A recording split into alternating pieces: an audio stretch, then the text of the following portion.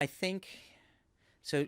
Obviously, there are people who move. This book is about left to right, but there obviously are people who move from right to left. And I'm sure demographically, if you looked at just voter registration and ideological affiliation, that the numbers are sort of the balance is shifting all the time. And in fact, in recent years, I think probably broadly the move from right to left has probably been more significant. And actually, if you look amongst writers and intellectuals, who are the people who I'm by and large interested in, that's where you see a kind of interesting cohort of people. So people like Andrew Sullivan, David Frum, Bruce Bartlett, Connor Friedersdorf, and others who moved to the left from the right, I think, in reaction to a lot of the actions of the Bush administration and the kind of the wars in Iraq and Afghanistan and how poorly they went.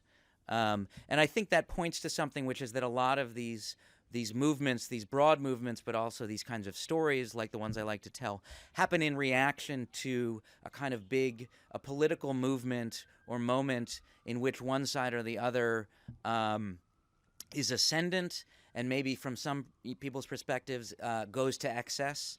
And so the sort of big left to right movements in the 20th century, the ones that I deal with at least, come sort of after the 30s in response to all the left-wing energy of the 1930s and the interest in communism, and then also in reaction to the 1960s and the New Left and Black Power and feminism and gay rights.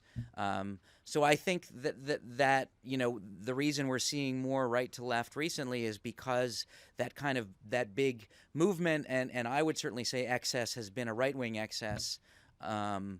And there's been a reaction to that. I would guess, now we seem to be in a moment when both sides are kind of have a lot of energy, a lot of ideological passion, and so it's probably moving in both directions.